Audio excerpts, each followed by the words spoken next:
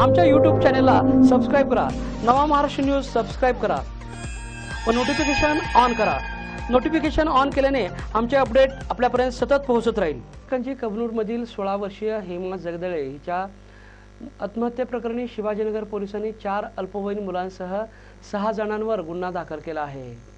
त्यापैकी राजू उर्फ सरफराज दस्तगीर मिशोडगे वय 32, निहाल ख्वाजासाहेब हुसेन शेख वय 20 राहणार दोघेही दत्तनगर कबनूर या दोघांना अटक केली असून पूर्वतीनं ताब्यात घेतला आहे। अटक केलेल्या दोघांना न्यायालयामध्ये हजर केला असता 19 जानेवारीपर्यंत पोलीस कोठडी सुनावण्यात आली आहे।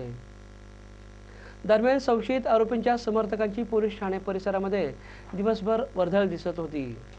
इचलकरंजी नदी कबनूर दत्तनगर इथे राहणारी हेमा जगदाळे या 16 वर्षीय युवतीनं 16 जानेवारी रोजी राहत्या घरी गळफास घेऊन आत्महत्या केली। आत्महत्येबाबत नातेवाईकांनी शंका व्यक्त केल्याने पोलीस उपअधीक्षक गणेश बिरादार यांनी घटनास्थळी भेट घेऊन पाहणी केली। या प्रकरणी अल्पवयीन मुलीचे वडील कमलाकर जगदाळे यांनी दिलेल्या फिर्यादीनुसार गुन्हा दाखल करून राजू मिशोडगे निहाल शेख या दोघांना अटक केली तर इतर 4 अल्पवयींना ताब्यात घेतला आहे। अटक केलेल्या दोघांना न्यायालयामध्ये हजर केला असता 19 जानेवारीपर्यंत पोलीस कोठडी सुनावण्यात आली आहे।